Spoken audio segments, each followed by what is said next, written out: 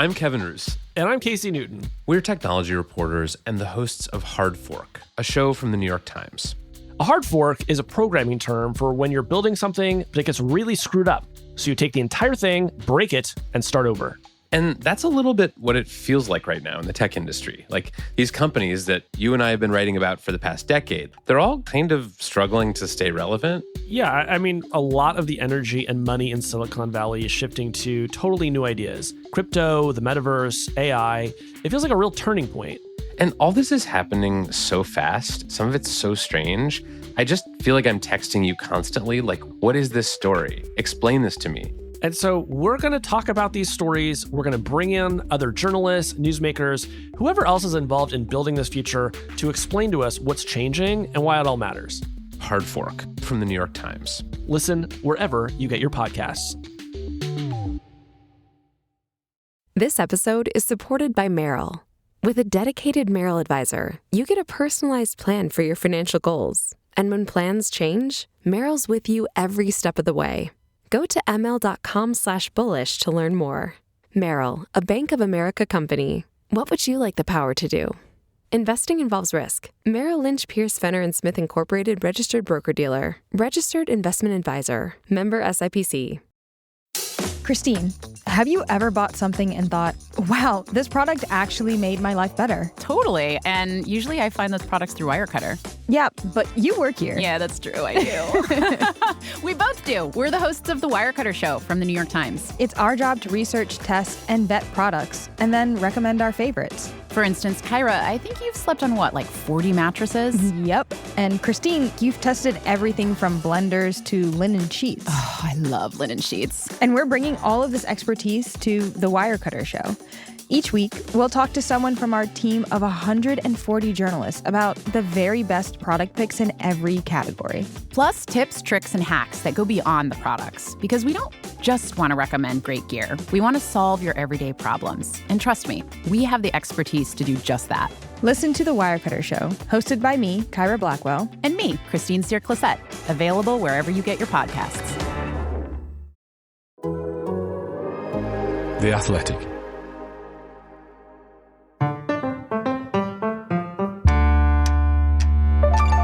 Hello and welcome back to And Colossally That's History, the podcast that reappraises motor racing history.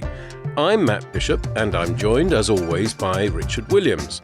And this week, Richard, we're setting our sights on the United States of America, or more specifically, on American Formula One teams. Yes, we are. And part of the reason we wanted to do this now, aside from it being an interesting topic, it's a story featuring one team fueled by Krispy Kremes and another run by an international man of mystery. Absolutely. Is because, as we record this episode, the American organization Andretti Global, that's the team co-owned by Michael Andretti, son of the 1978 F1 world champion Mario, is still trying, and currently failing, to secure a slot on the F1 grid for 2026.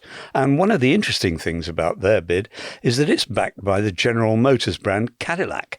And General Motors is the biggest American car brand, if not world car brand, never to have been involved in F1. Yes, that's true. I reckon it probably is. And hey, a good anorak fact to start off this week's podcast with.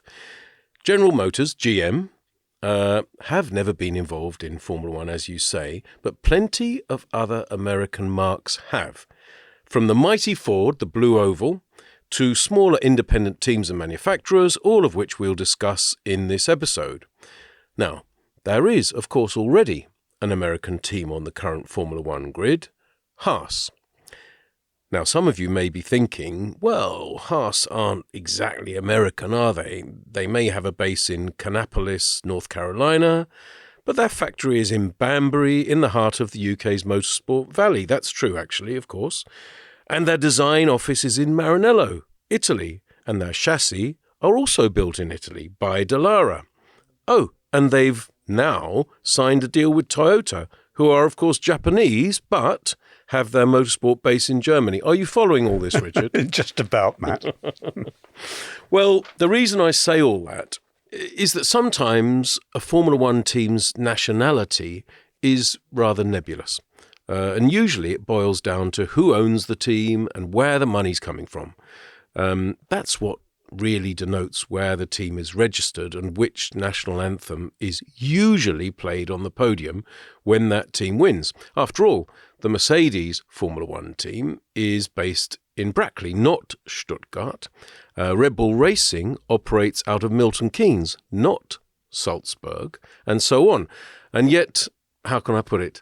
The sterling work of hundreds of Brits is celebrated by the playing of, respectively, the German national anthem when the Brackley team wins and the Austrian national anthem when the Milton Keynes team wins, isn't it? It can look a bit weird, can't it? Because they're playing, one of those national anthems and all the mechanics are standing round and under the podium.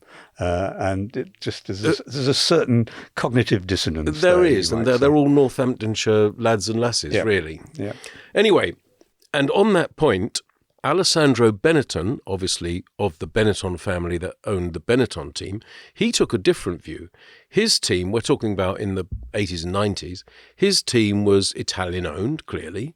By the way, it's the team that is now Alpine, of course.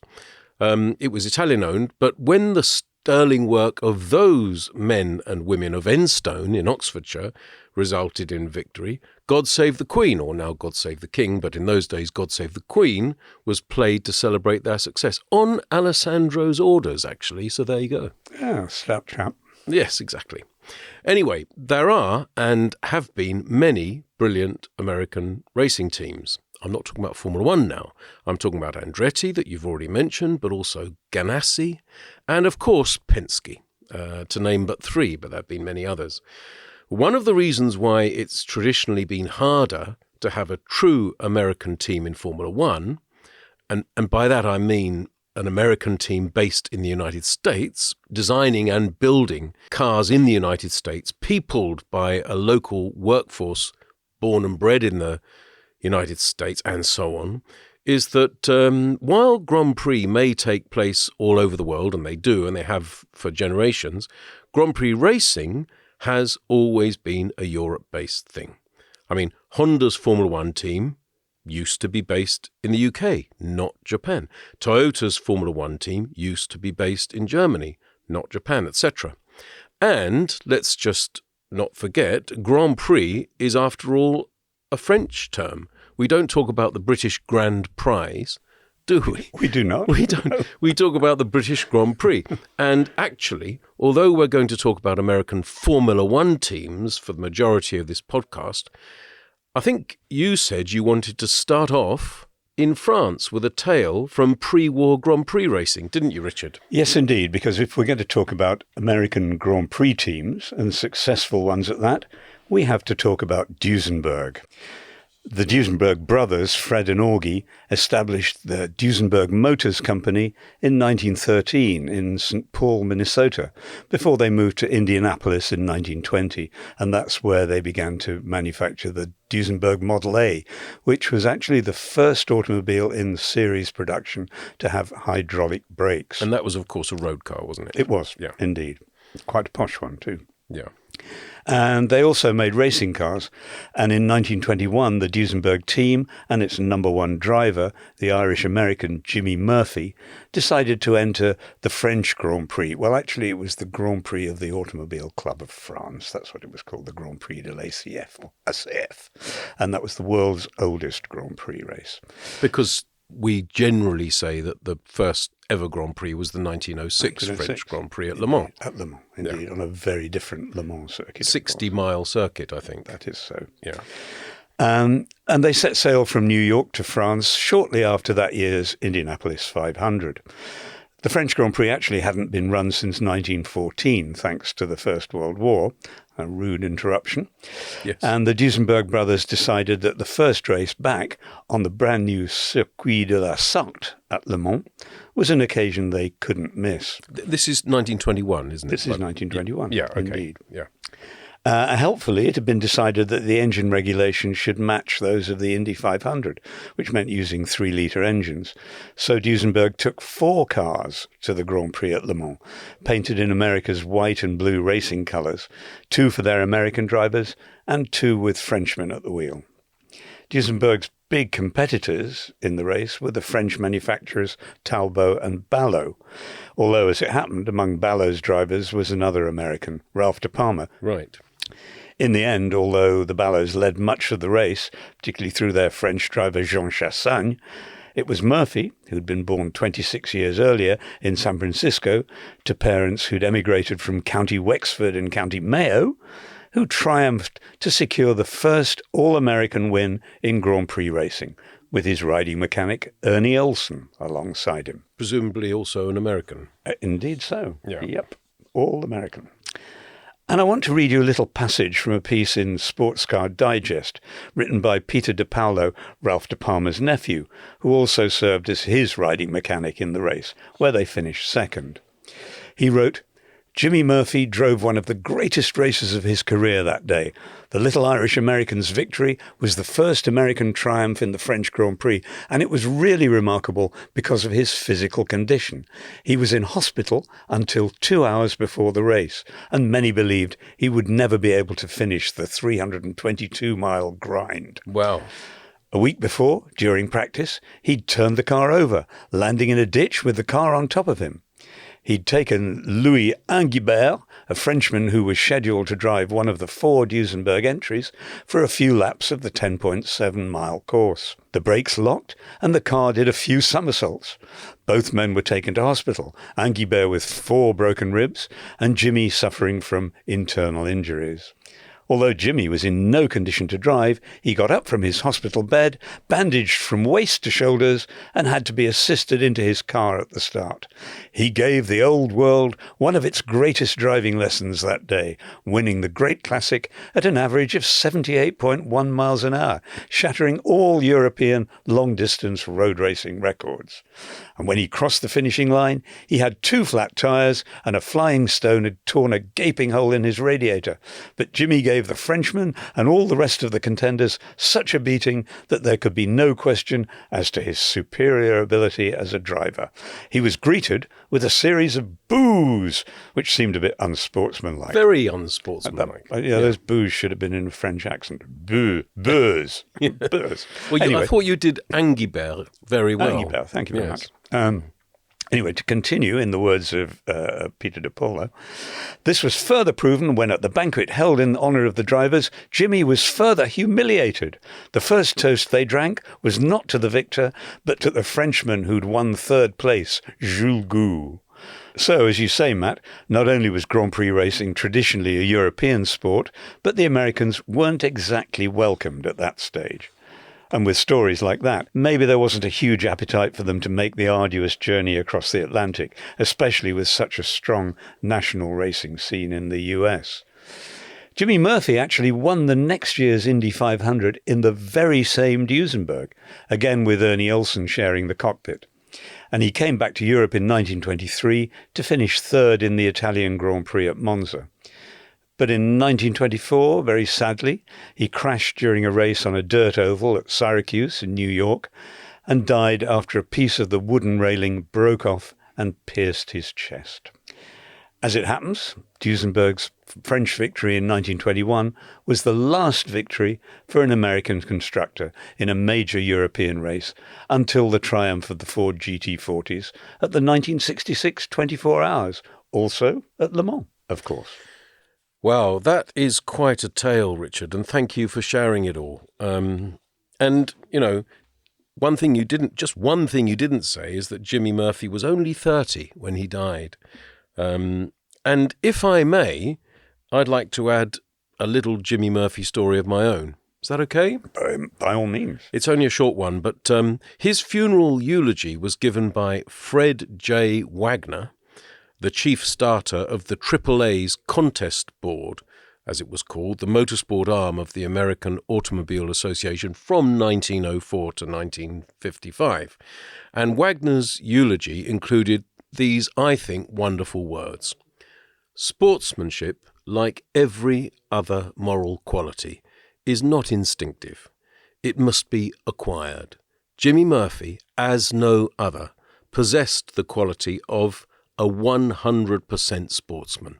Invariably, when he won, he attributed his success to the goddess of fortune. He carried his honours more blithely than any other man I have ever come in contact with in my 30 years as an official. He accepted victory without a sneer or a strut, and defeat without a whimper. He was one in a million. That's marvellous, isn't it? That's a terrific tribute. Isn't that great? Yeah, really splendid. And, Jimmy Murphy deserves to be remembered, not least for his great feat in winning the French Grand Prix and Indianapolis 500 in the same car. Indeed so, and for dying young. Mm-hmm. And what a great guy he obviously must have been. Anyway, although we could probably talk about Jimmy Murphy all day long, or devote an entire podcast to him, which would be quite fun for us. Don't know how much fun it would be for anyone else, but anyway, we probably should move on. So yes, we didn't see another American team with an American car in top-flight Formula One Grand Prix racing until 1960, 10 years after the inauguration of the Formula One World Championship. And I just need to make this clear. This is discounting the Indy 500, of course, because as we've discussed on previous podcasts, and particularly in our Indy 500 episode, in season 1 of our podcast, the Indy 500 was part of the Formula One World Championship from 1950 to 1960. But the race was obviously run to different rules and was never considered a Grand Prix, was it? No, I mean, it was a ridiculous anomaly. But actually, looking back at the Formula One seasons in the 50s, I quite like seeing that anomaly there because, when you look at the list of races and the winners, it always reminds you of who won the Indy 500 that year. That's what it does. But then also you look at the World Championship table and, first Juan Manuel Fangio and 13th Roger Ward. Yes, with 8 points for winning at Indy. Yeah. Exactly. Anyway, the American manufacturer I mentioned that attempted to make a splash in Formula One Grand Prix racing in 1960 was Scarab, an organisation with a very interesting history. In a nutshell, if I can just run through a bit of that history, the money behind Scarab was a chap named Lance Reventlow. Yep. Are we pronouncing him Reventlow or Reventlow? I think Reventlow is Let's fine. go with Whatever, Reventlow. Yeah. Not Rance Leventlow. Lance Reventlow, who, although born in London, was an American businessman and, most significantly, was the son of Barbara Hutton, one of the heirs to the Woolworth fortune. So, actually, Lance Reventlow was minted, in other words. He was indeed. Her fortune in the 1950s amounted to what would today be £1 billion. So we could say that Lance Stroll is not the first billionaire to race in Formula One, called Lance. We could say that. That's a good spot. Anyway, Lance Reventlow, not Stroll, Lance Reventlow was introduced to racing when his mother married Prince Igor Trubetskoy, I'm pronouncing it, a French aristocrat of Russian descent who won the Targa Florio, obviously the famous Sicilian road race, in 1948. Reventlow was 12 at that point, and he was obviously very impressionable at that time, not surprisingly. And by the way, if I'm allowed to just go down another little cul-de-sac because it is interesting, Prince Igor was one of 7 husbands for Barbara Hutton, 2 of the others being the Hollywood megastar Cary Grant and the playboy Porfirio Rubirosa, who also raced a bit in Ferraris that his wife paid for. I think she bought 5 for him. Did she? Yeah, I believe so. And a plane and a chateau. How about that? How many Ferraris did your wife buy you so far? Dinky toys. Cary Grant was the only husband who didn't take money from Barbara Hutton because he had plenty of his own. He had plenty of his own. Yeah. Anyway, Rubirosa was a bit of a character himself because he raced, as you say, he raced in those Ferraris that his missus bought him. But that was when he wasn't playing polo, assassinating politicians in his native Dominican Republic, allegedly. Do we think that's true? Allegedly. Print the legend. Too good to check. Yep. It's been alleged. And anyway, he can't sue us because he has been dead a long time. Anyway, it has been often alleged. And what is incontestable is that the other thing that he enjoyed doing was bedding women, 19 to the dozen.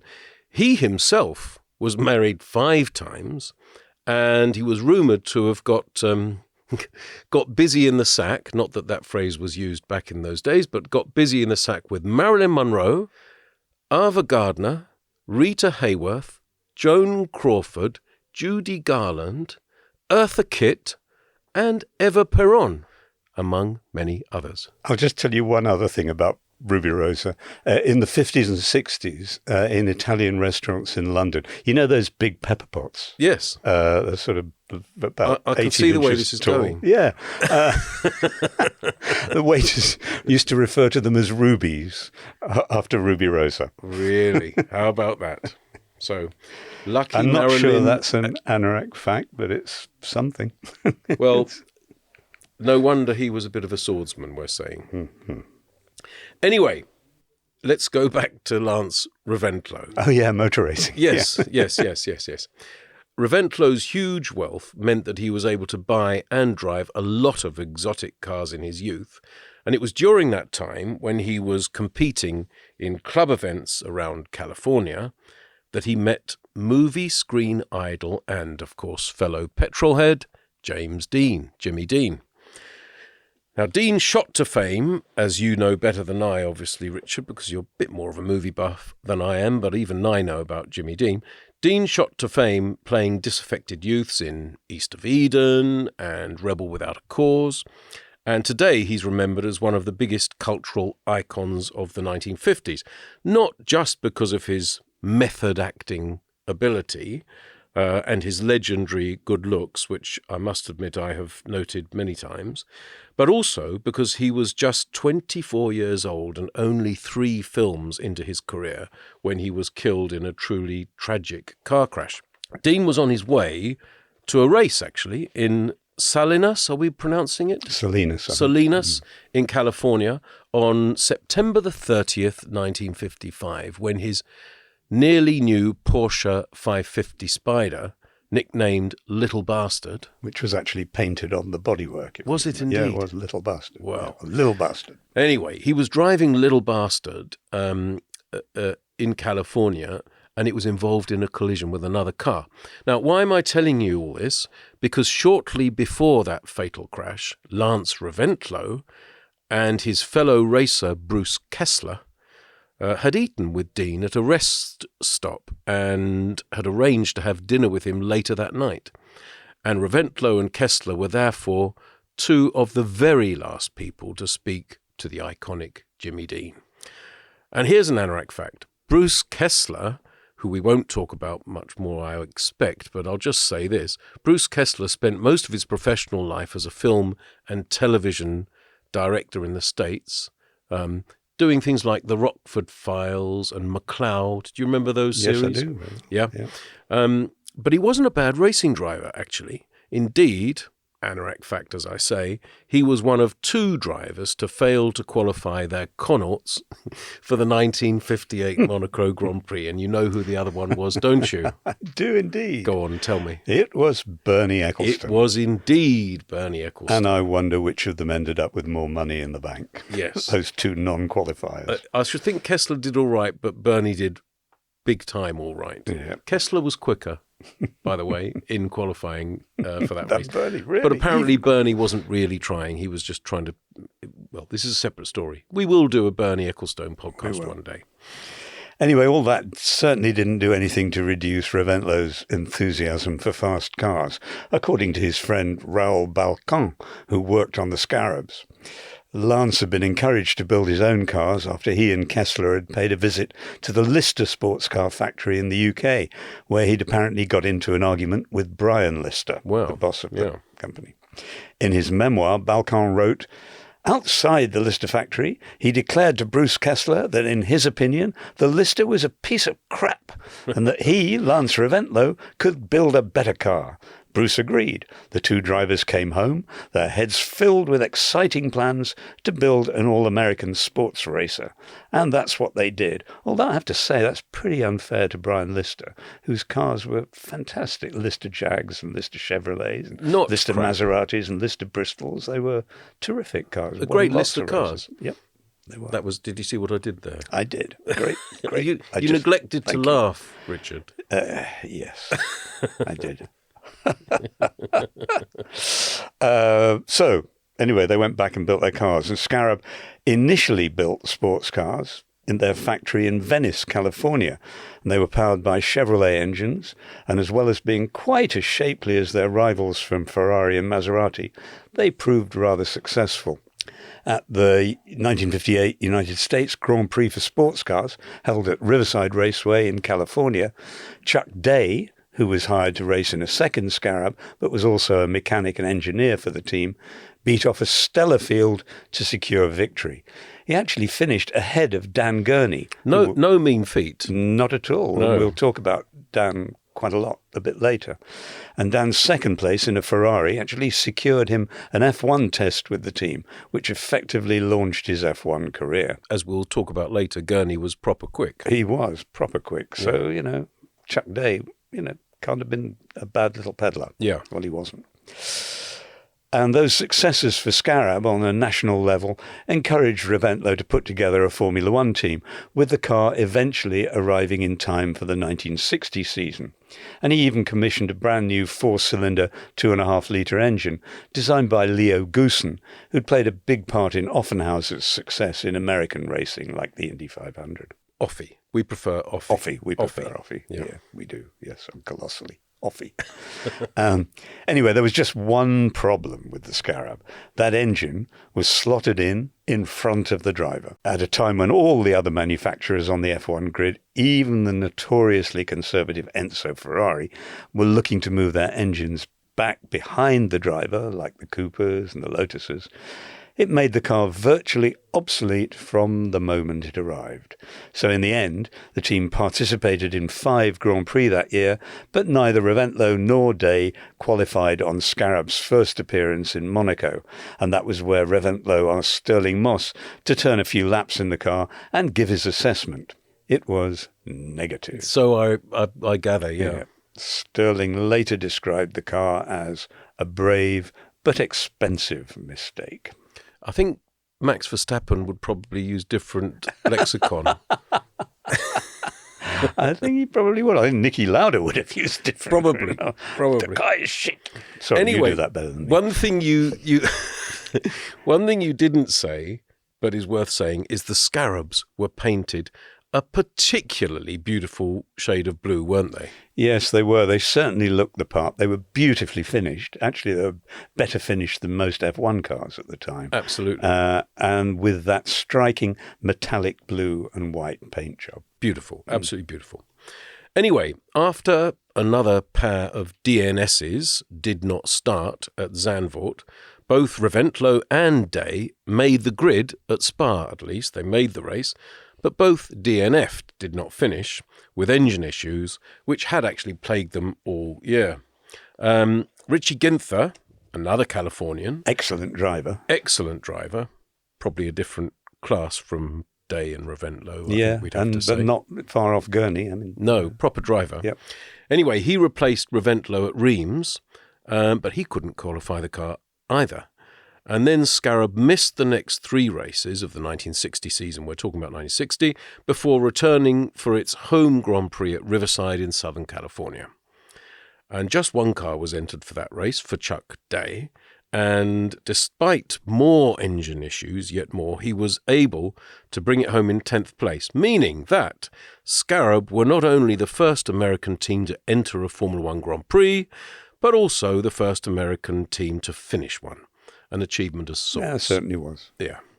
Scarab did design a prototype rear-engined Formula One car, but Reventlow had lost interest in racing. by that point, and in 1962 he shut down the operation, quit racing, and leased his California facilities to Carroll Shelby, the man who'd famously, of course, go on to develop the Ford GT40 with Ken Miles. Yeah, Reventlow wasn't the only man with a front-engine Formula One car who took the step to design a rear-engine car. Do you remember Van Wall, which had won the first Constructors' Championship in 1958? With front-engine front-engine car. They responded by, actually, Tony Vandervelde. They built a rear-engine car, but I think it only raced once or twice. It was a very half-hearted affair. And actually, while we're on the subject of British teams with that same problem, Aston Martin the first time round, do you remember the DBR4 and DBR5? Indeed, they were beautiful cars, front-engined, but they should have been rear-engine cars by that time. If they'd been launched 5 years ago, they might have mixed it with, 250F Maseratis. Anyway. Yeah, and Reventlow was reportedly once asked by a newspaper writer why he wanted to be a race driver and build his own race cars. And he replied, "I want to prove I can do more than inherit money." Well, I guess he did that. And if as we've said, if he'd had the idea a couple of years earlier, those F1 Scarabs would have been competitive with the front-engine Van Walls and Maseratis and Ferraris. Exactly. And if you see them now, because they've survived, if you see them at something like the Goodwood Revival, they go a lot better than they did in 1960, with the benefit of 60-odd years of development. Yes. And they still look great. And when they do. change hands, they go for vast sums of money, out of all proportion to their actual successors in period, as they say. But in sport, as in business, timing is everything. And poor Lance Reventlow's timing was way out. So that was America's first Formula One team, and I'm afraid it wasn't very successful, was it? Not in absolute terms, it wasn't. Not in absolute but it's fondly remembered. Yes, and we've fondly remembered it. Yeah. So the next American Formula One team we should talk about, Scirocco Powell. Not a lot of people have heard of Scirocco Powell, perhaps, but they didn't pull up any trees at World Championship level either, did they? No, they didn't. The Scirocco was the project of an American engineer called Tony September. Not September. No, September. S-E-T-T. Exactly. September. He'd been born in Hawaii, actually, and he arrived in Europe at the beginning of the 60s, and then in F1 in 1962. When he raced an Emerson Climax. He raced in 2 European Grand Prix that year, and he finished 11th at Aintree, which is where the British Grand Prix was held. And he retired at Monza, as well as doing some non-championship F1 races of the sort they used to have in those days. Sometimes more than championship ones in some years. Yeah, so they did Grand Prix at Syracuse in Sicily and Naples. Indeed so. As well as Silverstone. All over. Yep. Yeah. And the following year, 1963, he turned up with his own cars. They were quite pretty ones, clearly modelled on those being produced by the more successful English teams. And although the money and the team principal were American, the cars were designed and built in the UK, and they used a BRM engine. And there was an English driver, Ian Burgess, in the second car. They had 6 starts and 6 retirements. And that was the end of the Scirocco in F1. Consistent, 6 out of 6. Definitely. Can you imagine? Nobody ever retires in Formula One nowadays. 6 out of 6. Imagine social media, 6 out of 6. Anyway, I'm going to give you another anorak fact about Scirocco Powell. They were indeed based in the UK, as you say. And do you know where? Or do you want to know where? Tell me, Matt. Well, I will tell you. They operated out of a small workshop behind the 7 Stars pub on Goldhawk Road in White City, West London. It was. You're making a face it's not really in White City. It's in Shepherd's Well, I Bush. knew you were going to say that because you think it's Shepherd's Bush. Well, I lived on the Goldhawk Road. It's down the other end. It's a long road. It's a long road. It's not White City. It is not. Not any bit of it. It's going down It's towards Shepherd's the Bush. Askew Road end. It's the bush. Particularly down towards the Askew Road end. I think if we end up arguing about whether Goldhawk Road is in White City or Shepherd's Bush, people are going to switch off in this is not an anorak fact. It's a fact. Is it what an aspiring American president would call fake news then? Nope, it's a known. Okay. The Seven Stars pub on Goldhawk Road in a district of West London.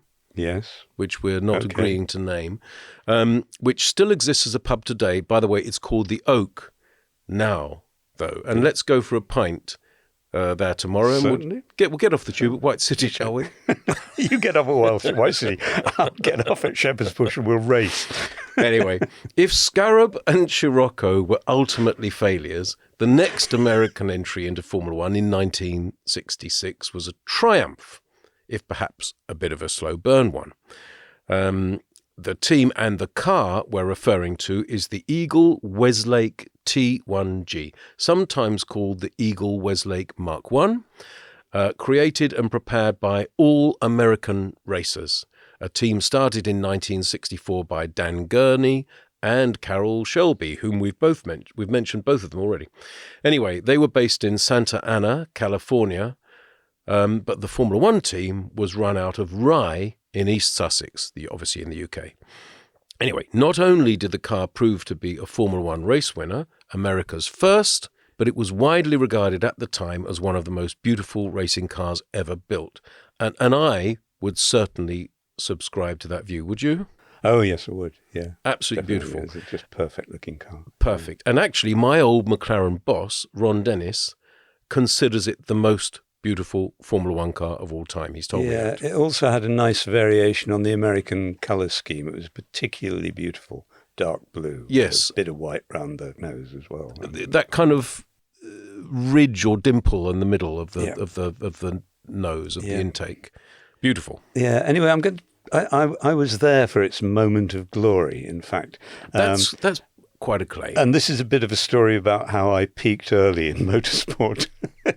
In June 1967, in fact, as a friend and I had bought a package from a company called Page and Moy in Leicester. Do you remember them? Certainly, because they were still going when I, being that bit younger than you, when I started going. Yeah. So they specialised in motorsport holidays, and they were very good value too. And in 10 days, we saw the 24 Hours of Le Mans and the Belgian Grand Prix at Spa, with a week in Paris behaving very badly in between, I have to say, and being introduced to all sorts of interesting practices. Did you meet Françoise Hardy? Non, pas François. Désolé. But some others. More important than my week, it turned out to be the greatest week of Dan Gurney's career as a driver, because he won at Le Mans with A.J. Foyt in the Ford Mark IV, and then he went to Spa with his own car and won there too. And I was able to watch that race from the grassy bank at Radion above Eau Rouge. So I could see the car, I could see the start, I could see the cars coming down from the La Source hairpin through Eau Rouge and up the hill. And what a spectacle it was. And actually I could see over to the other side of the circuit, and I could see coming down to La Source, I could see Mike Parks in a Ferrari having the accident that ended his career. I could see the bodywork flying all over the place when he hit the bank. But it was a real spectacle, because there were the BRM H16s, there were the beautiful Lotus 49s for Jim Clark and Graham Hill. And it was, a sensational sight. And that, what a thing to be able to say. It was 57 years ago. I don't mean to... Is that right? It was 57 years ago. As recently as that? Yeah. But I bet it's imprinted on your... Well, it clearly is imprinted on your memory. It really is. Every bit of those 10 days, and particularly, and seeing Gurney win in an American car. Gurney, to see Gurney win a Formula One race, a Grand Prix, brilliant, because they do say, don't they, that Gurney was the only driver whom the great Jim Clark ever truly feared. And it may well be true, because, Gurney was the real deal. He started 86 Formula One Grand Prix for Ferrari, BRM, Porsche, Brabham, McLaren, and his own Eagle team, of course. He did enter a race in a privateer Lotus, but that's just for the anoraks. Mm-hmm. Anyway, he won 4 of them. It bears no relationship to his ability, does it? 4 wins out of 86 races. Exactly. He could easily have won 30. Yes, yes. He won 4, though, as we say, but he was the first driver ever to win a championship status Formula One Grand Prix for Brabham, doing so in 1964, which was 2 years before Jack Brabham ever did. I'm not blaming Jack Brabham for that, but it is nonetheless the case. And Gurney also scored Porsche's only championship status Formula One Grand Prix win in 1962. Yep. And he won races in NASCAR, IndyCar, Can-Am, and even the British Saloon Car Championship, the forerunner to today's BTCC, British Touring Car Championship. And when he won in Le Mans in 1967, as you've just said, did he not become the first driver ever to spray champagne from the podium, which I think it's safe to say has caught on as a celebratory tradition since then, has it not? I should say so. He was not just the first racing driver, but the first person in any sport to do that with a bottle of champagne, to shake it up and spray it over. Not just racing, but any sport. Any sport. And I was there. I was about 30 yards away from him because I had a ticket for the pit's balcony. So there we are. Great. I saw that. And Great. just think, since then, how many years did you say it was, Matt? 57 years. Just think in those 57 years, how many millions of gallons of champagne have been wasted by all those football teams, tennis players, everybody in pretty much any sport you can think of, just shaking the stuff and Exactly. spraying it out into the air rather than drinking it. Would you indulge me if I tell one more little story about Dan Gurney? Certainly. Thank you. I was reading a book about Elvis Presley, and it was a sort of day-by-day account of Elvis's life, his complete life. And I got to 1959, the summer of 1959, when Elvis was in the army. He'd been drafted the year before. It was a big thing, Elvis Presley, rock and roll star, goes into the US Army, and he was actually posted to Germany, somewhere, in Germany. And in the summer of 1959, he was given a 10-day leave, a furlough, and his old mates from Memphis, the Memphis Mafia, came over so they could spend time with him. And in this account I read, they went to Paris for a few days. And they took in, the Moulin Rouge, all the sights. They actually went to the Louvre, apparently, also. Elvis and the Louvre. That's quite interesting. It is, absolutely. But then they went to a Grand Prix at Reims. Did they really? Yeah, and they had a rental car, and they went to Reims. And I thought, that's really interesting. I never read that anywhere, never seen a photograph of him at a motor race in the paddock or anywhere. So I thought, who might know? I thought, well, maybe one of the American drivers might know. And the one whose number I could get hold of was Dan Gurney. This is about 20 years ago, so he was long into retirement. So I rang Dan in Southern California, and the phone was answered, and it was his wife, Evie. So lovely woman, Evie. Yeah. So she was. So I said to her, can I order Dan? I've got a question. So she said, well, he's down in the workshop and he's pretty busy down in the garage, I think, pretty busy with something. But I'll take him the question if you tell me what it is. So I told him the question. I said, was Elvis Presley at the 1959? Dan was driving for Ferrari. He was one of, I think, 4 Ferraris in that race, and he was the one who retired. The others came first, second, and Brooks won. Brooks won. Yeah. Phil Hill was second, the other American. But I thought, well, even more, if he's retired, he'd be hanging around the paddock, halfway through, from halfway through onwards. Anyway, so it was a landline, so Evie put the phone down. I could hear her steps going off down the path to the garage. And after several minutes, she came back. It wasn't Dan, but she came back with the answer. She said, Dan says, if the king had been there, he'd have known about it. But I don't think that's right. I think Elvis and his mates just tipped up at Reims. They probably, parked at Tilwire Hairpin or somewhere. And didn't introduce themselves to the drivers. No, got out, watched the race cars, had a few beers, and, then drove back again. That's how I like to see that story. Again, you did try to check. I did. And I'm choosing to believe it's true. I did, yeah. Thank you very much. And that feels like a good time to take our first ad break. I play Wordle and Spelling Bee every single day. That's the first thing I do. Play Wordle while making coffee. I pour myself a cup and do the crossword, which is the jewel of my morning. I started Wordle 194 days ago, and I haven't missed a day. So what's our starting word today? I think it should be ocean. Storm is a good one. BRISK, because it's a brisk day outside. At this point, I'm probably more consistent with doing the crossword than brushing my teeth. I don't think there's a day that I've missed it. I'm definitely a Monday or Tuesday player right now, but I aspire to do Friday and Saturday puzzles. I have seen you do spelling bee during meetings when you're supposed to be paying attention. That never happens. When you win a puzzle where you get that you're a genius, I always take a screenshot and send it to my wife. The New York Times crossword. It really is a moment of zen that cleanses my brain. I wish the days were shorter and that the Wordles were longer. Join us and play all New York Times games at nytimes.com/games. This episode is supported by Merrill. With a dedicated Merrill advisor, you get a personalized plan for your financial goals. And when plans change, Merrill's with you every step of the way. Go to ml.com/bullish to learn more. Merrill, a Bank of America company. What would you like the power to do? Investing involves risk. Merrill Lynch, Pierce, Fenner & Smith Incorporated, registered broker-dealer. Registered investment advisor. Member SIPC. So, before the break, we discussed and were discussing the first American manufacturer to win in Formula One, all American racers and their beautiful Eagle car.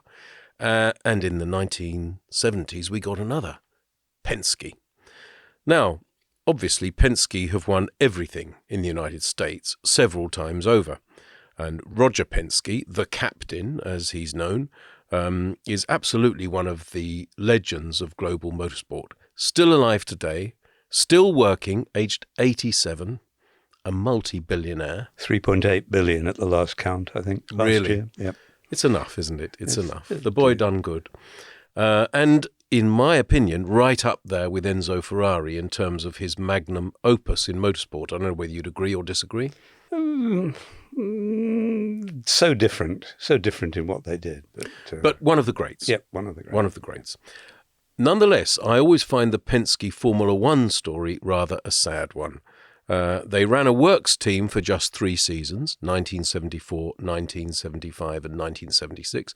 In case anyone wants to cavil with that, there were privateer Penskes running in 1977, but not works cars. And those 3 years were marked by 2 momentous events, both of which took place in Austria. In the 1975 Austrian Grand Prix, their driver, the talented and intellectual Mark Donoghue, lost his life, fatally injured in a practice shunt. And in the same place at the mighty Österreichring, exactly 12 months later, the driver Penske had replaced Donoghue with, John Watson from Northern Ireland, won brilliantly. And he should have won next time out as well at Zandvoort, because he was about to pass the eventual winner for the lead, McLaren's James Hunt, when Watty's Penske gave up the ghost, and that was the end of his race. Now, the team, Roger Penske's team, never got close to a Formula One Grand Prix win ever again. And at the end of the year, at the end of 1976, Penske pulled the plug on their Formula One operation and reverted to stateside racing only. Now, I've always thought that was a pity, and I know Watty. I text Watty quite a lot and chat to him, and I know Watty was absolutely gutted about it. But what's your view of Penske's Formula One chapter, in a nutshell, Richard? Well, I think the way it ended was a great shame because, for a minute there, when Watty won in Austria, they looked like contenders. They looked like a serious grown-up, They did. Possible championship contending. And the Penske PC4, which was the last car, the car that Watty won in Austria in, beautiful car. Beautiful car. It was. Jeff Ferris designed it. Beautiful car. Designed by Jeff Ferris and built in their headquarters in Poole in Dorset. Absolutely. But Penske, I'm not sure about the Enzo Ferrari comparison, but maybe I'm reaching. Well, not but no doubt Roger Penske's record is absolutely extraordinary. And there are 20 Indy 500 wins for his team, including the last 2 with Joseph Newgarden, and 4 NASCAR Cup titles. And do you remember the partnership with Porsche in Can-Am racing with the 917? Donahue winning race after race after race. So dominant that it killed off the series. Yeah, effectively. and didn't they have, 1,400 horsepower? 1,500, I think, at some points, yes. And, they're still winning in endurance racing today, running the works Porsches. So just not in F1. That's where it never happened for them. Exactly. And in fact, we almost got another American F1 winner in the 1970s. I say almost because when Shadow first joined the Grand Prix grid in 1973, it was registered as American and continued to be so until the end of 75. Yeah. If you remember, and I'm sure you do, their very striking black cars were adorned with the American flag on their tall airboxes. And this was very much the airbox era. I liked those airbox, tall I know airbox you do. cars. You like the Ligier teapot. Yeah, the JS5. That's right. So anyway, thanks to the stars and stripes on the airbox, it was very noticeably an American entrant, even if the F1 team was based in Northampton in the UK, and its cars were created by the very gifted British designer Tony Southgate. Yeah. But from 1976 onwards, until its demise, Shadow was registered as British, and it was considered a British team when Alan Jones won the 1977 Austrian Grand Prix. Indeed. But the man behind Shadow, Don Nichols, was indisputably American. Indeed, he'd spent most of his life before F1 in the US military. He saw combat in World War II and in Korea, and then he served in military intelligence, which perhaps laid the foundations for his image as a somewhat enigmatic figure when he entered motor racing with the first Shadow, a Can-Am car, in 1970. Shadow's team logo featured a shadowy masked man, and that was kind of appropriate. It was absolutely appropriate because Don Nichols invariably wore a beard, obviously, and a black Stetson. Didn't he? He was something of a mystery man himself. Not many beards, never mind black Stetsons in F1 in no, those days. Absolutely. Beard and black Stetson. Definitely the baddie from Central Casting in westerns of the 50s and 60s. Yeah. Anyway, we've mentioned the great American writer Pete Lyons on this podcast several times in the past, and unapologetically because he was a great writer and is a great writer. And recently he wrote a really very good book about Shadow and Don Nichols called Shadow, the Magnificent Machines of a Man of Mystery. I do recommend it to anyone who hasn't got it, but it's actually very expensive now. It's up about 90 quid on Amazon, I noticed. Anyway, Lyons described Nichols as follows. And would you mind if I read? Go ahead. I will read. Tall, taciturn, reserved in manner, and restrained in emotional expression, he seemed innately enigmatic, even forbidding. Rumours swirled behind him.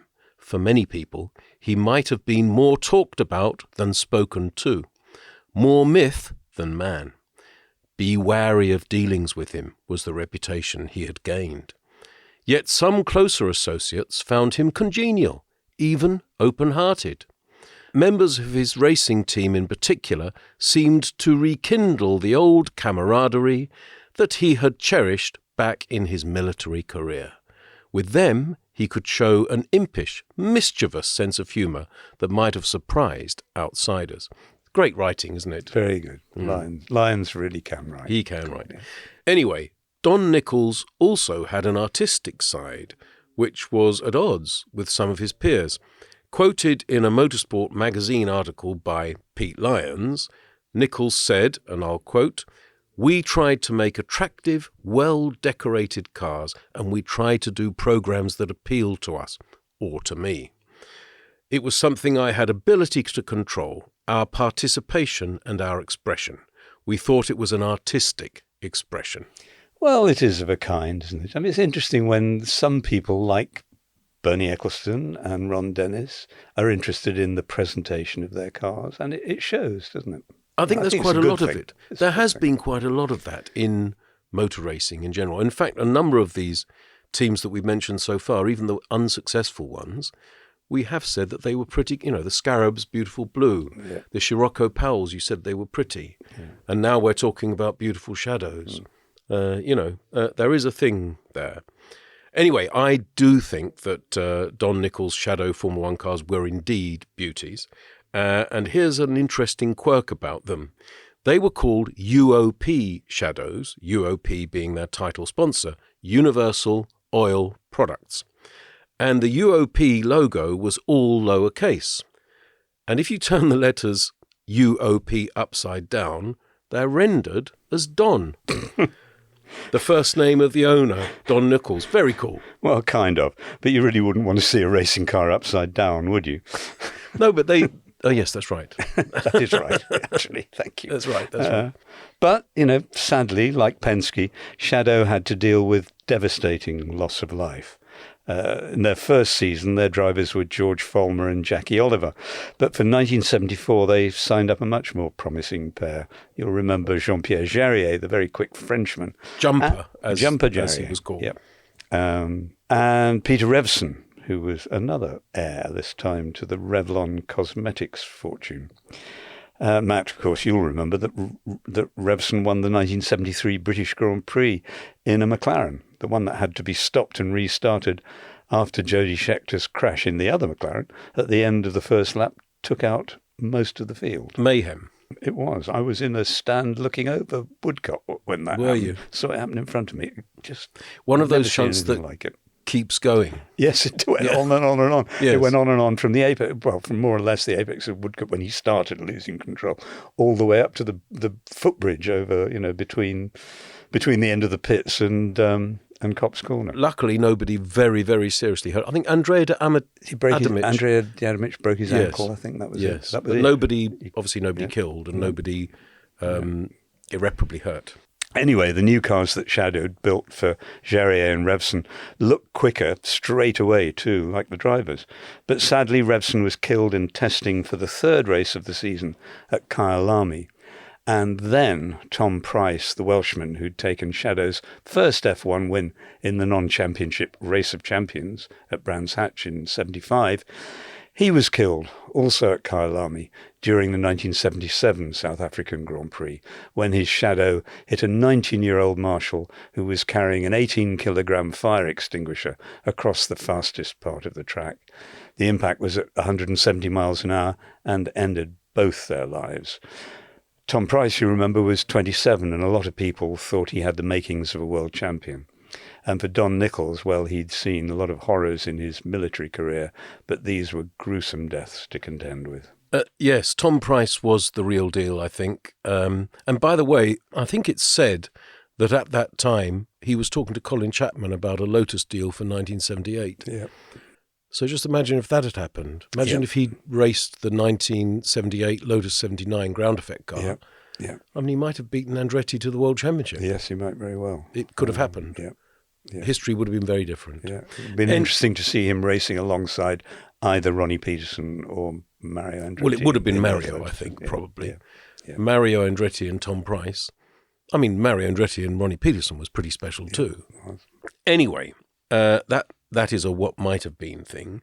But for the reason of Price's very sad death, the memory of the Shadow Formula One team will perhaps always be, to some extent, sullied in the minds of British motorsport fans of a certain age. I suppose I mean of my age. I'm 61, so I was 14 when he died at Kyalami, and that's the age where these things do affect you. But of course that isn't and wasn't Shadow's fault.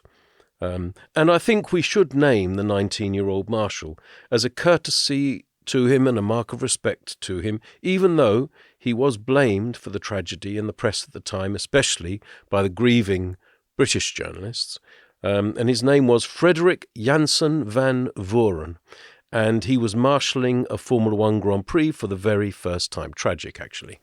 Yeah, and I'm afraid the accident, happening at 170 was so violent and catastrophic that the only way they could certify it was him was by assembling all the other marshals at the end of the race and seeing which one was missing. Oh, what a horrible, terrible fact. Yeah.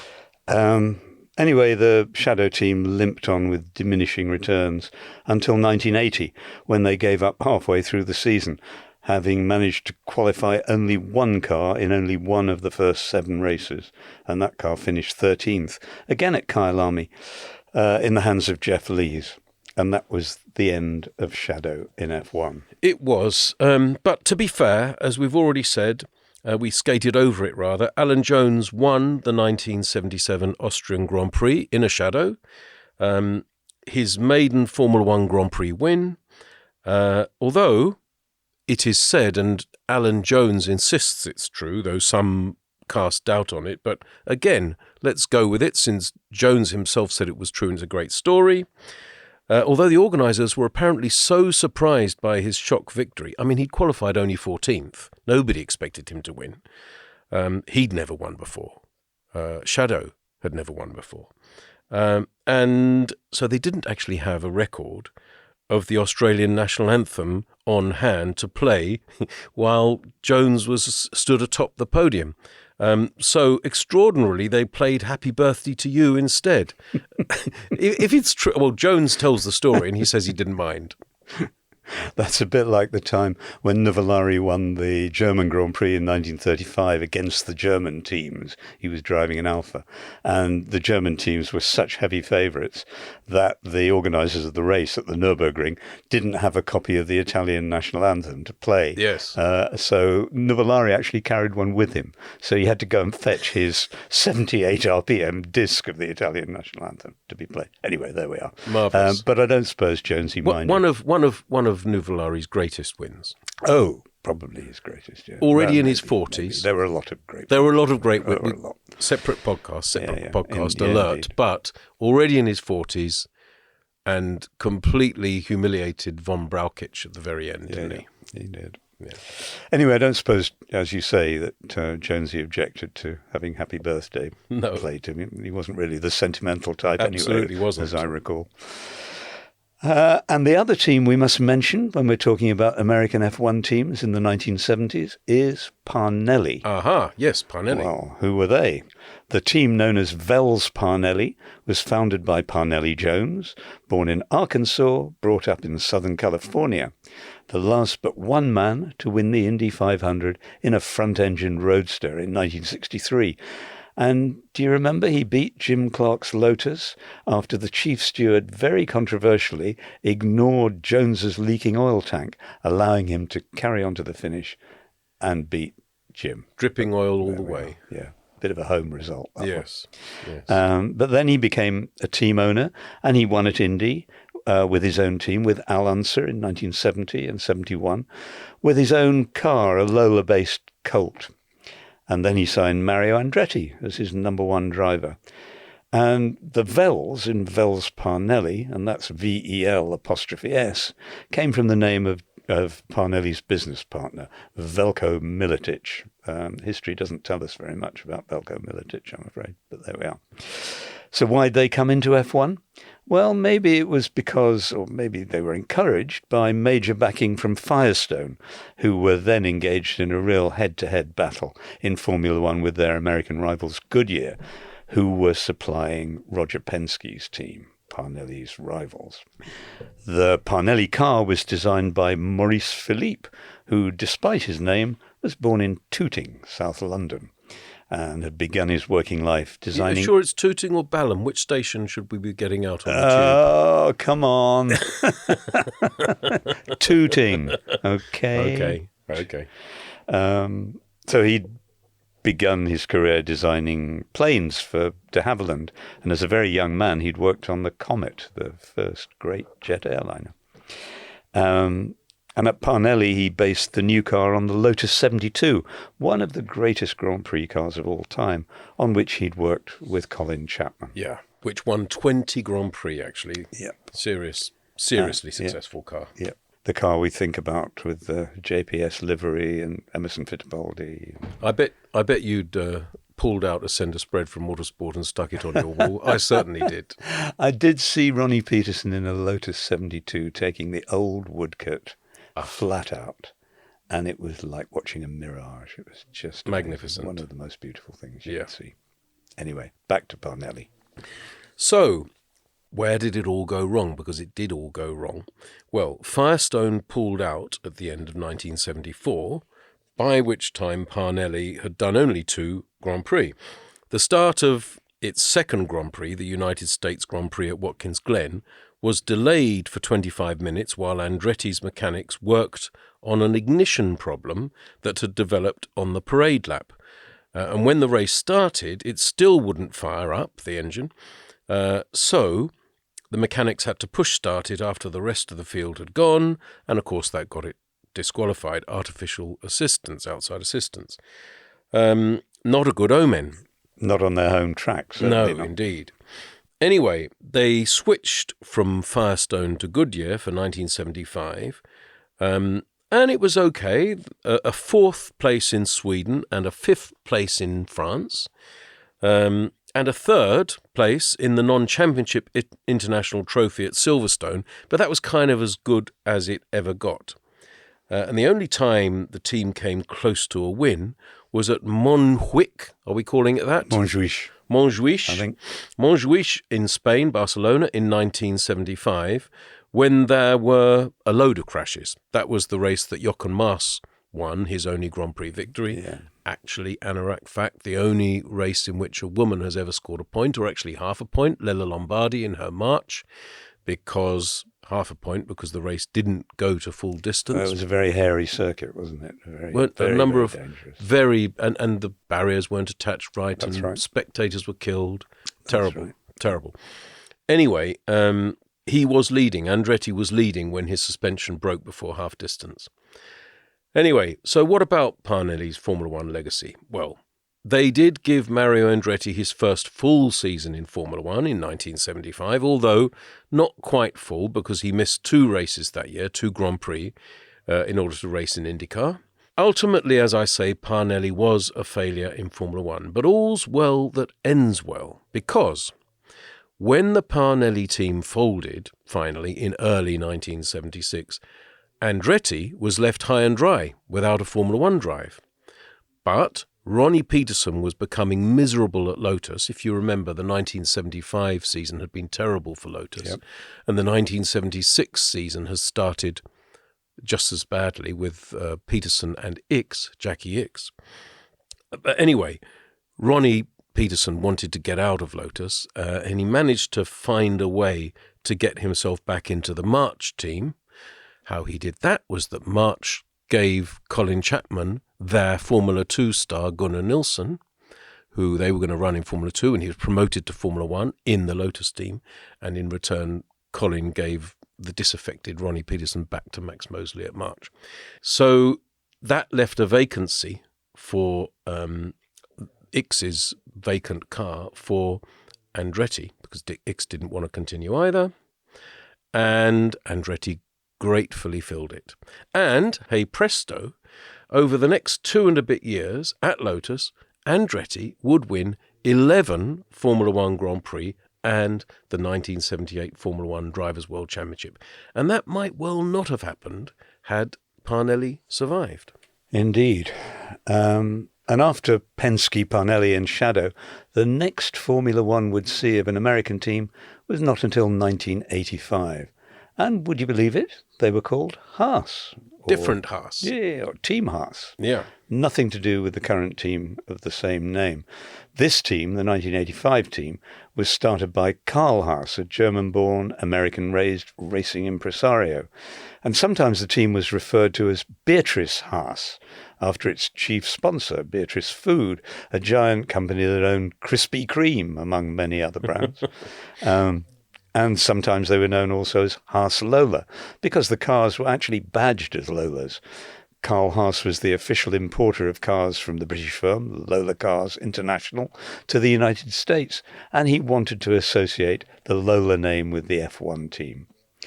Haas went directly to Ford in the US to secure engines for the project, and they were the American firm's first turbocharged units, and I think they were the first time the famous blue oval would actually be seen on an F1 car.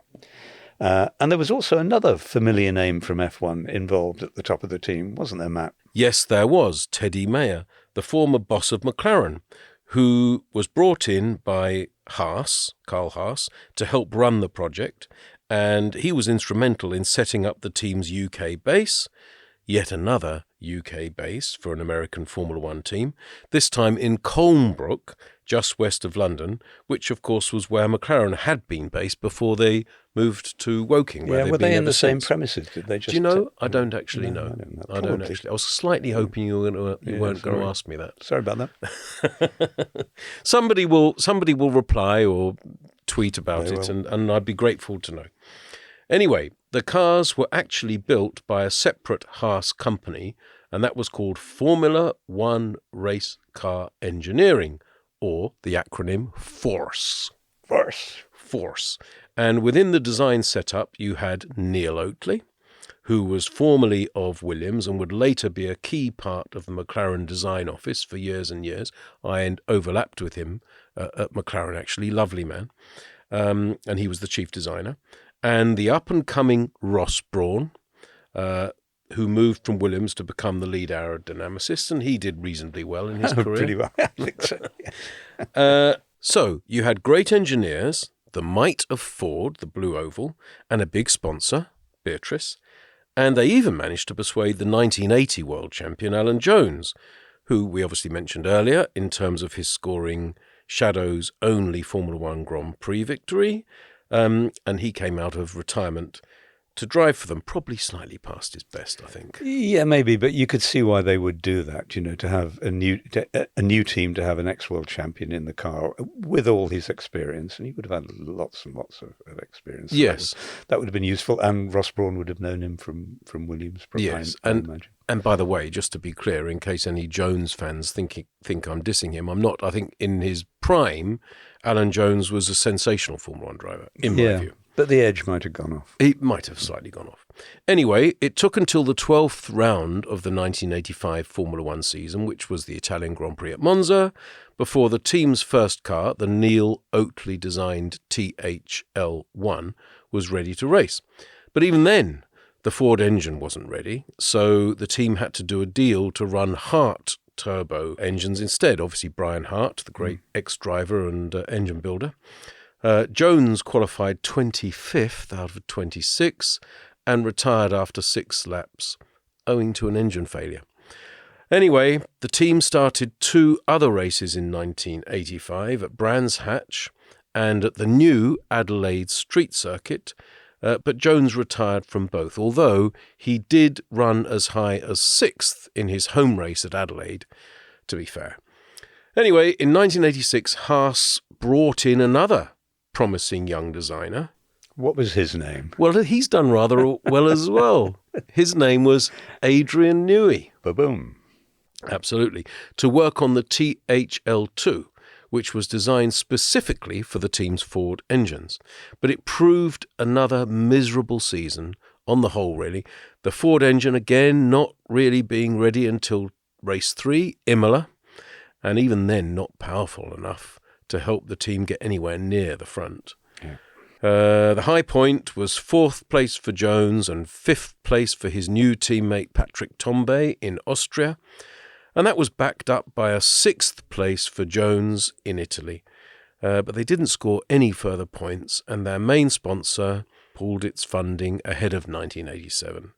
Perhaps not unrelated to the fact that Beatrice, for it was them, the Beatrice company was being split up and sold off.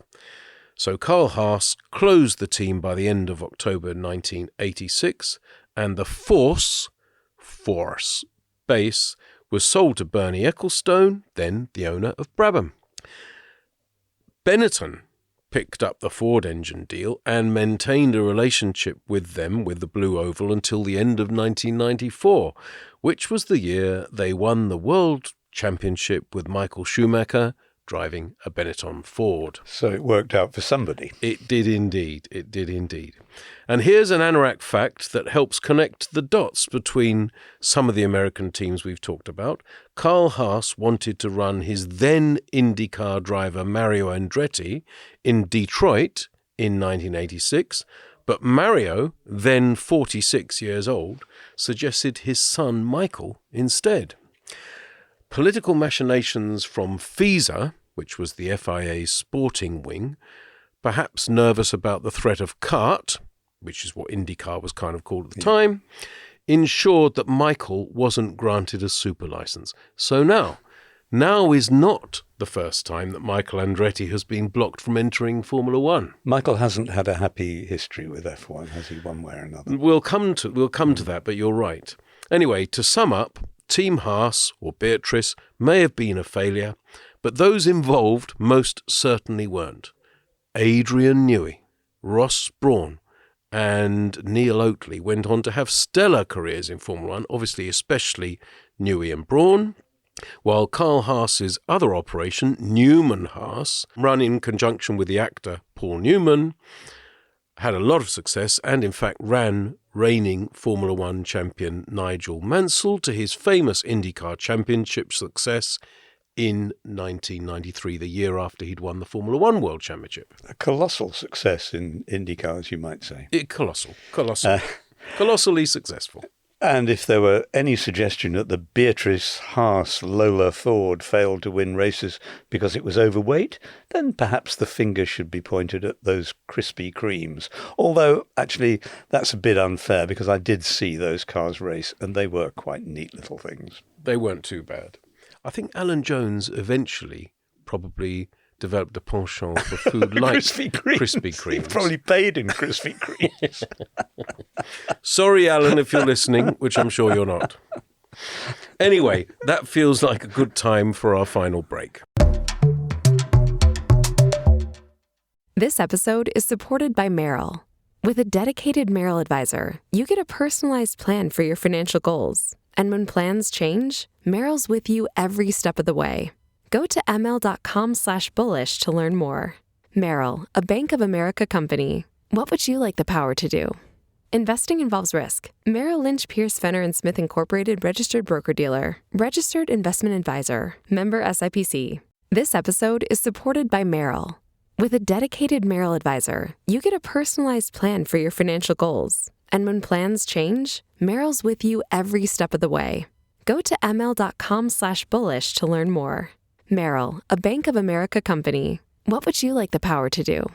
Investing involves risk. Merrill Lynch, Pierce, Fenner & Smith Incorporated, registered broker-dealer. Registered investment advisor. Member SIPC. There was a 30-year gap between Team Haas, or Team Beatrice's last race, and the current and totally unconnected Haas Formula One team's first race, which was in 2016. In the intervening period, there weren't any other American teams on the Formula One grid, but we did see major US investment in one team and an American Formula One project that tried but failed to make the grid in 2010. We're going to talk about both of them.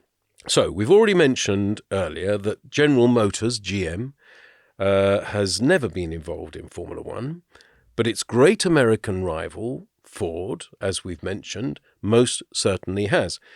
In various different ways that we've already talked about, but mainly as an engine manufacturer and as the financial muscle behind Cosworth, itself obviously an engine manufacturer. But ahead of the 2000 season, Ford's involvement went full scale with the purchase of Stewart Grand Prix, the team that had been started by Jackie Stewart and his son Paul, first raced in 1997. Stewart Grand Prix was rebranded as Jaguar, which was a Ford brand at the time and isn't any longer.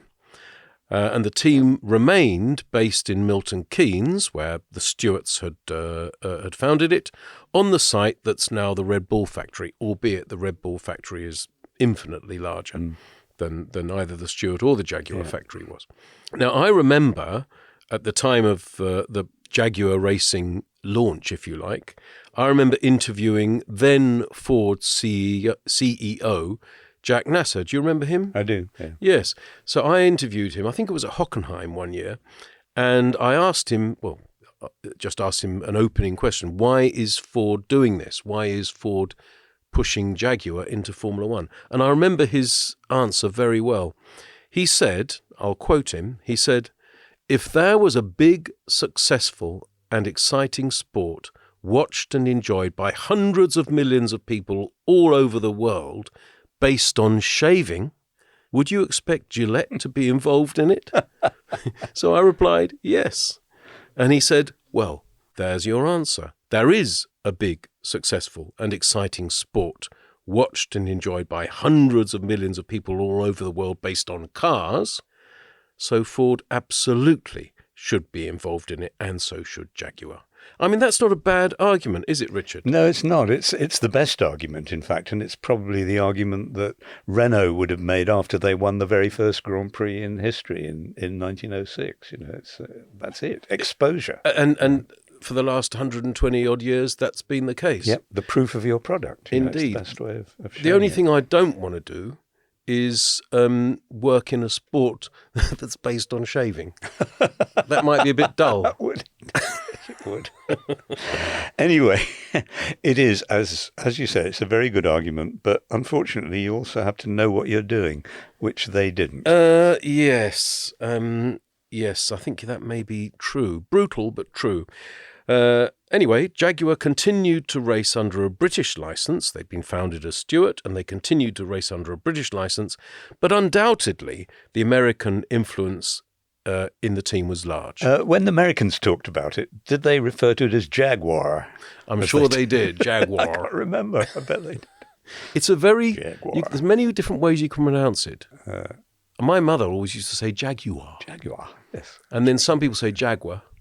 Yeah. But in America, it's Jaguar.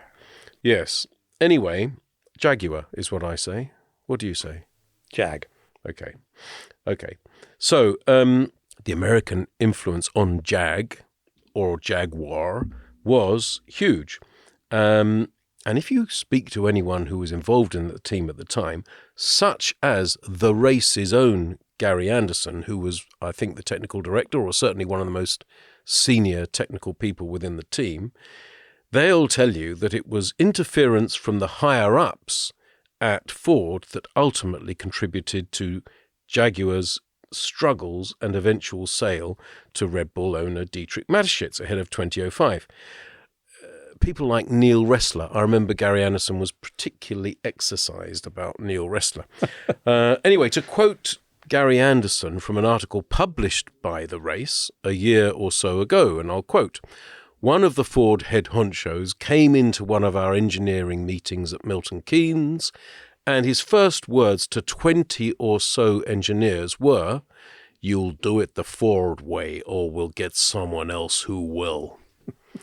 And this is still Gary talking. A statement like that is exactly what you need for motivation.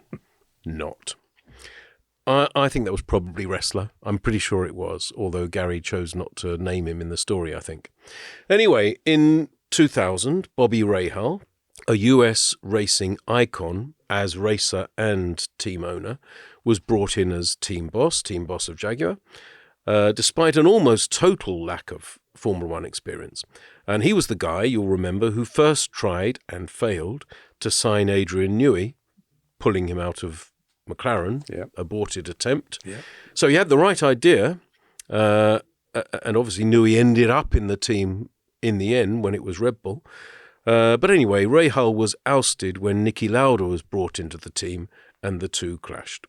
I think Niki Lauda would have said something like, "Rahal was full of bullshit like you cannot believe." Anyway, and what would Rahal have had to say? One of the words that he often used to use was, "Well, oftentimes I find that maybe Lauda says things." I'm not doing it very well, but I do remember he used the word oftentimes quite a lot. Anyway, after his exit, Rahal had some pretty choice things to say, oftentimes, which point to some cultural clashes between American racing folk and Europeans. And he was quoted as follows by Auto Week, obviously an American magazine, so I'll read the quote if you're okay with that. "Formula One is a club. If you haven't been here a long time, your chances aren't that great at succeeding. It's very incestuous. There's a definite dichotomy between the new manufacturers' teams and the blue bloods, such as McLaren and Williams, the ones who built Formula One. It's a lot like NASCAR in that respect. The club rules Formula One. Lauda is part of that club, and in many respects that might be good for Jaguar. I'm not saying it's outwardly hostile, to Americans I think he meant, but it's the guys who've been there since day one who succeed. The idea of being democratic is not a European principle. Hang on a minute, Bobby Rahal. Democracy is a Greek idea that was perfected in Britain, and it might be about to die in the United States. Well, let's hope it doesn't. Let's hope it doesn't. Yeah. Anyway, I liked Bobby Rahal, actually. I had quite a few coffees with him during that time, and even a lunch, just him and me, at a gastropub near the factory. There are such things, or there were such things. And he once apologised on behalf of Eddie Irvine. Just to clarify, a gastropub in Milton Keynes? Yes, that's my point. Crikey. There was, Okay. even back then. Fine. There was a bit of a drive. No. He drove me in a Jaguar. Yeah. To this gastropub in Milton Keynes. Adjacent to Milton Keynes. Not far from Milton Keynes. Okay. I can't remember which... if I'd gone by train, it doesn't matter. Fine, we'll let it go. We went in his Jaguar from the factory to this gastropub. I remember it. Anyway, he was a nice guy. Is a nice guy, I'm sure, still. And he once apologised on behalf of his driver, one of his drivers, Eddie Irvine, when Irvine had been very rude to one of my journalists when I was the editor of F1 Racing Magazine. Surely not. Eddie. There you go. Nice guy. I mean Bobby, nice guy, not Eddie. Right. So looking back, where did Jag go wrong? For Sir Jackie, of course, it didn't go wrong. He made, 60 million quid from selling his team to Ford. And I remember he looked as pleased as punch when the rebranded Jaguar team was launched at Lord's Cricket Ground in his presence. I was at that launch. Those were the days of extraordinary launches. I know. You will remember the McLaren launch at the Albert Hall with the Spice Girls, I think. No, Alexandra Palace. Alexandra Palace, I beg your pardon. Yes. Sorry. Silly of me. But were those the days? Not sure. Anyway, it's a way of spending money. I was sitting with Paul-Henri Caillet and his father Bernard Caillet at the Lord's event, the Jaguar event. Yeah. Yes, obviously Bernard Caillet no longer with us, but a great doyen of photography in the 50s and 60s. But somehow the Jaguar F1 team never really felt copper-bottomed, did it? And I remember something Adrian Newey told me about what he found when he arrived there at Milton Keynes in 2006. This is what he said.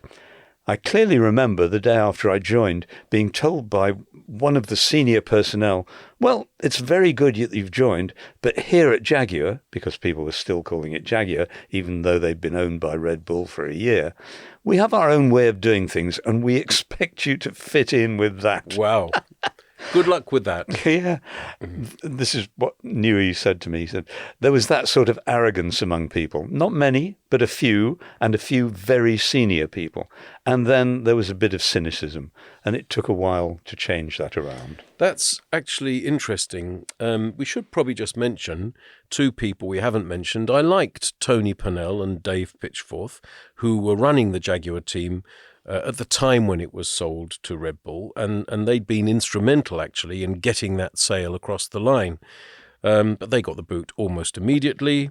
And, these things happen, and you really can't knock what then happened, because the team has been monumentally successful since, obviously, as Red Bull. Wonder what would have happened if Newey had gone there much earlier, right at the beginning, if Rahal had... Maybe Jaguar would have now won 15 Formula One World Championships and, That would be interesting, wouldn't it? And Ford might have held on to the Jaguar brand rather than selling it on. Absolutely. Who knows? Anyway, I digress. I think we've probably dealt with Jaguar, particularly as it was only, in a sense, an American team in terms of the ways we've discussed it. It was always registered as a UK team. But we should now finally talk about the last team, and that is USF1, which never actually got off the ground, but was aiming for the 2010 grid. It was the brainchild of my old mate, Peter Windsor, who had been a journalist, a TV commentator, and a pundit on TV, and had worked for both Ferrari and Williams in Formula One, so he had a ton of experience. I was at McLaren by that time, working as their comms chief, and I was very enthusiastic about US F1. I think most of us were. I remember talking about it with Martin Whitmarsh, and he was very enthusiastic and asked me to bring Peter Windsor to see him, which happened. And I suppose we were enthusiastic for three reasons. One, because, well, from my point of view, I was keen that my mate Peter Windsor should succeed.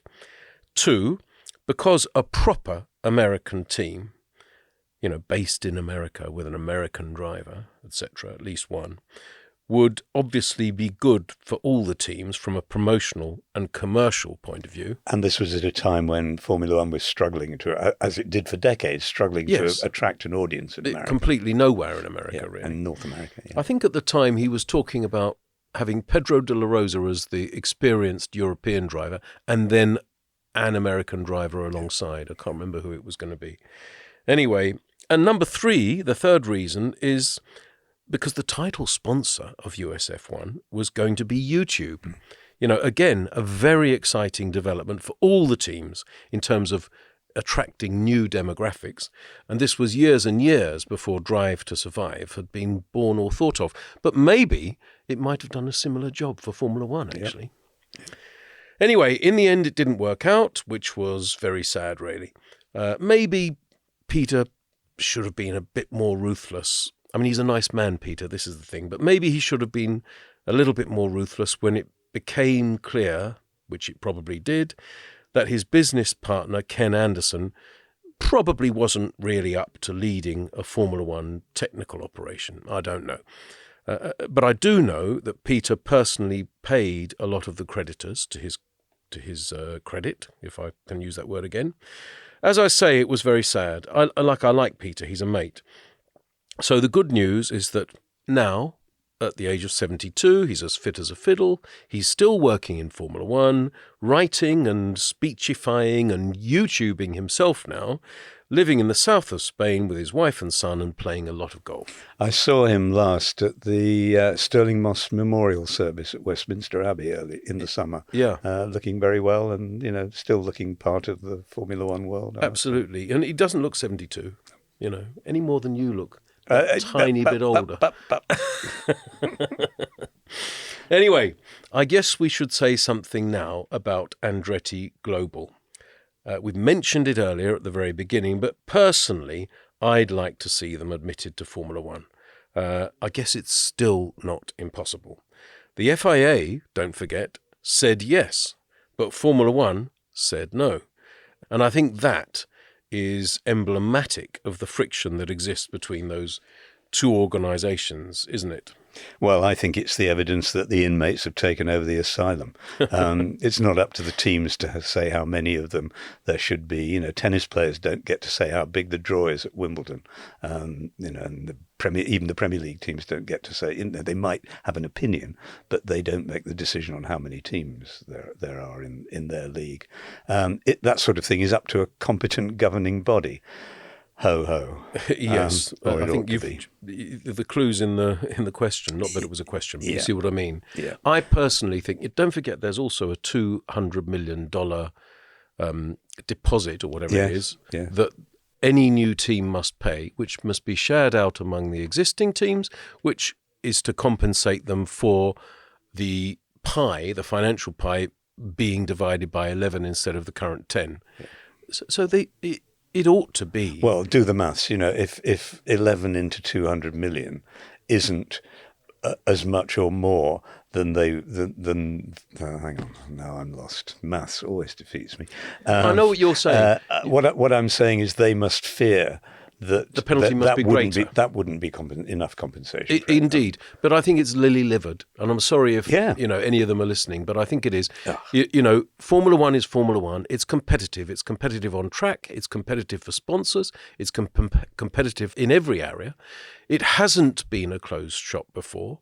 Every team that's involved in Formula One arrived in Formula One unhindered by these kinds of impediments. Absolutely. And I think it's churlish to beg Formula One to keep the Andrettis out, particularly as Andretti is about the most famous surname in the history of our sport, and certainly in the United States of America, which is the world's largest economy. So wake up, smell the Frappuccino, and let them in. Yeah, well, they're trying to turn it into the NFL, into a kind of closed shop where nobody can come in from the outside. But if there's no room for the names Andretti and Cadillac in Formula One, then there's something very, very badly wrong on the sporting side. I agree with you, and I'm glad you mentioned Cadillac, because it's not just Andretti; it's also Cadillac. Yeah. By the way, they've hired people. So they must believe they're still going to get to go. And they've built a big headquarters, haven't they? In Silverstone. Silverstone. Yeah. Yeah. Anyway, I think they'll be in a couple of years' time. I hope so. I mean, they've hired some big names, Pat Simmons, people like that. Anyway, we'll get off the subject. But I think Liberty Media has done, whatever it said to Andretti, I think it's done a great job to popularise Formula One in the United States. Drive to Survive being an obvious example, and other things too. Lots of American races now, Formula One Grand Prix. But what Formula One really needs to really crack it in the States is an American driver. A good one. A really good one. Imagine if Max Verstappen was from Little Rock, Idaho. Mm-hmm. And if that were to happen, well, he, or perhaps she, you never know, would make America great again. Sorry, I think I just noticed what I said then. I mean in Formula One. I haven't got a MAGA cap on, and I don't support Make America Great Again. And that was not, repeat, not, a plug for Donald Bloody Trump. And that feels like a great place to say, and colossally, that's history. Thanks, as always, for joining us today, and we hope you've enjoyed our survey of America's attempts to create a winning F1 team. Yes, indeed. And thanks for joining us, as Richard says. And remember, if you want to get in touch or rant about anything we've said or haven't said, you can reach us on podcasts@the-race.com or via social media. I'm at the Bish1 and Richard is at R.Williams 1947. And before we go, a huge thank you to everyone who's left us a lovely review on Apple Podcasts or Spotify.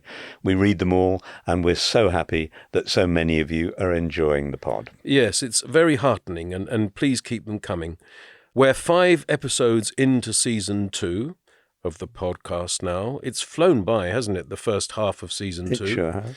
But we'll be back again next week with episode 6 of season 2 and another reassessment of a significant episode of motor racing. And remember, if you want to listen to us ad-free or buy some colossally merchandise, there are links to both the Race Members Club and the Race Shop in the episode description. So until next time, with our thanks to you and to our ace producer, Johnny Reynolds, it's goodbye from me. And it's goodbye from him. And colossally, that's history. The Athletic.